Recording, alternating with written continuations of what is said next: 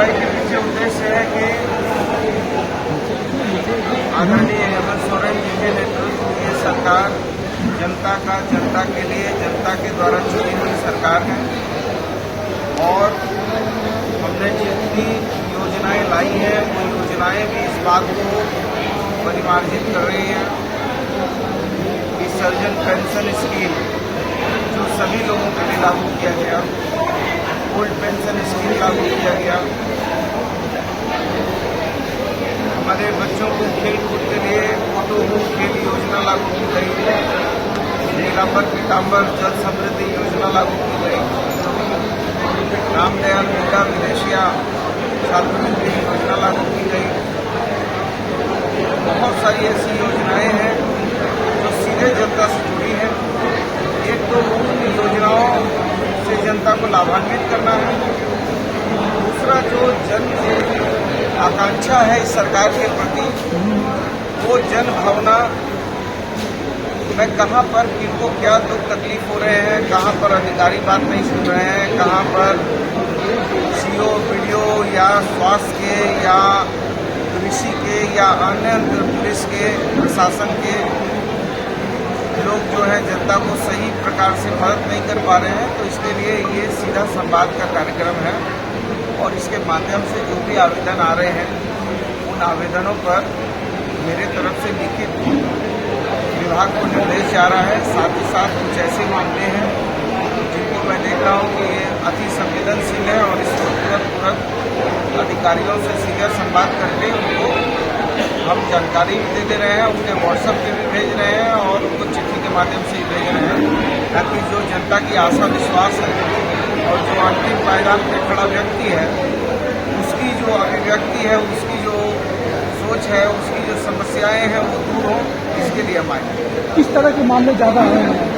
देखिए, मामले बहुत सारे मामले ऐसे हैं जो सीओपीडीओ से रिलेटेड हैं, भूमि से जुड़े हुए मामले हैं, कुछ मामले पशुपालन से हैं, कुछ मामले मत्स्य से हैं, कुछ मामले स्वास्थ्य से हैं, कई एक मामले हैं, कुछ पुलिस से भी मामले हैं कि पुलिस का कुछ जगह जो है पुलिस के अनुसंधान में कुछ लोगों ने बताया कि त्रुटियाँ हैं।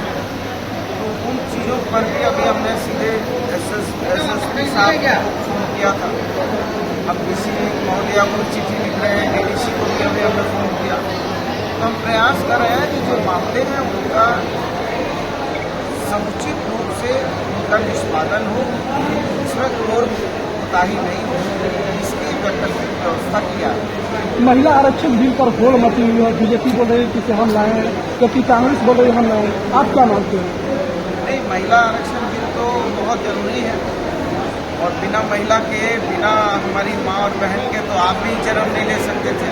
हम सारे लोग बिना माँ के कोख से तो पैदा हुए नहीं हैं, इसलिए माँ से बड़ी तो कोई ताकत हो नहीं सकती है, बहन से बड़ी कोई ताकत हो नहीं सकती है। और निश्चित तौर पर महिला आरक्षण होना चाहिए और महिला आरक्षण का हम पक्षधर थे। 2010 में आदरणीय राजीव गांधी जी का सपना था और हमारी सरकार ने इसका प्रयास भी किया था। तो जो भी आया दे रहा है, दुरुस्त आया है, अच्छा बात है। और इसी में ओबीसी का भी आरक्षण होना चाहिए, दलित का भी आरक्षण होना चाहिए, ट्राइबल का भी आरक्षण होना चाहिए। जो बाबा साहब अम्बेडकर के जो मूलभूत सिद्धांत हैं वो भी प्रभावित ना हो, उसी की सोच बनी रहनी चाहिए। बीजेपी इस पर जोर दे रही है। अब बीजेपी को तो देखिए, चूंकि बीजेपी को तो पहले बीजेपी ने कहा था कि ये मनरेगा के बारे में आपको याद होगा कि भारतीय जनता पार्टी ने क्या कहा था कि ये मनरेगा जो है पिछली सरकार का एक जीता जागता जो है उदाहरण है वगैरह वगैरह। इसको तो हम लोग स्मृति के रूप में, फलना के रूप में, लेकिन आज मनरेगा जो है वो इस देश के रामधारी सिंह दिनकर ने कहा था कि जगमग नगरों से जहाँ न ऊंचे खड़े महल, कुछ टूटे फूटे कच्चे घर, खेतों में चलते हम पूरे पाल खपरेलों में, रहीमा रमुआ की नावों में है अपना हिंदुस्तान का और बस हमारी गाँव में। तो जो मजदूर है, गरीब है, उनको सीधा मनरेगा से लाभ होता है। मनरेगा ऐसी योजना है जो श्रम शक्ति को भी बढ़ाती है और देश के किसानों को, गरीबों को, मजदूरों को, विकास को और सीधा का जो है मैं ये समझता हूँ कि जो सहकारिता का जो सिद्धांत था वो सिद्धांत को लागू कर दिया। तो ये कहने के लिए तो भाजपा कह ही सकती है, उसके पास कहने के लिए, लेकिन वो वही चीज़ों को कर रहे हैं जो चीज़ों वो हमने जो है चीज़ों को जन्म दिया था, उसी चीज़ों को आगे बढ़ाया है कुछ मुद्दों पर। आज के दौर में सर प्रखंड के जो अस्पताल है जिला में, उन अस्पतालों में सर महिला डॉक्टर की कमी है, दवाइयों की कमी है। क्या दुरुस्त करने पर क्या उपाय हो जाते हैं? अभी हम लोगों ने 900 के करीब चिकित्सकों को लेने के लिए हमने APSC में अधियाचना भेजी है। बहुत जल्दी प्रक्रियाएं हो रही हैं, क्योंकि प्रक्रियाएं होंगी जल्दी ही आपको चिकित्सक देखने को मिलेंगे। पहले जो व्यवस्थाएं थी पूर्व की सरकार में, उन व्यवस्थाओं से आप अपने मूल्यांकन करिए, अवलोकन करिए, तो आपको जरूर थोड़ा बहुत सुधार मिलेगा। हम ये नहीं कहते कि बहुत अमूलचूल सुधार हो गया, लेकिन सुधार की प्रक्रिया में निरंतर प्रयास हो रहे हैं। जमशेदपुर में एक चिकित्सक के साथ मारपीट हुई है, चिकित्सकों ने हड़ताल का पर जाने की चेतावनी दी है। निश्चित तौर पर चिकित्सक हमारे भगवान के दूसरे रूप है और चिकित्सकों को किसी प्रकार से अपमानित प्रताड़ित नहीं करना चाहिए। जिन लोगों ने किया है उस पर कठोर कार्रवाई होगी।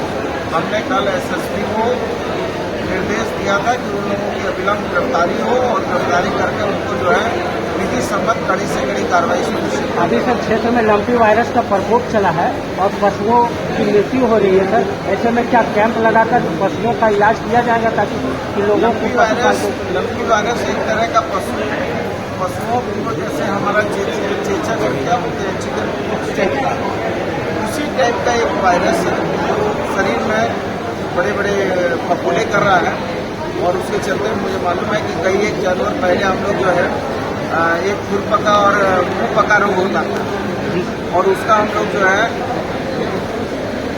विभाग की तरफ से, पशुपालन विभाग की तरफ से, कृषि विभाग की तरफ से उनका टीकाकरण होता था। अभी हम लोग इस पर भी हम लोग जो है मजबूती से आगे बढ़ रहे हैं और ऐसा नहीं कि बहुत मर गए हैं, लेकिन हाँ ये जो है लंपी वायरस का कुछ प्रकोप है जिसको हमारे माननीय मंत्री कृषि मंत्री जी ने इसका संज्ञान लिया है और इस पर जल्दी ही जो है हम लोग काबू पाएंगे। पशु अस्पताल क्षेत्र में कम है सर, तो ऐसे में कैसे बाद में सोमवार को 3 बच्चे ICU कमी से मरे, उसके बाद अब तक उसमें सुधार नहीं किया गया।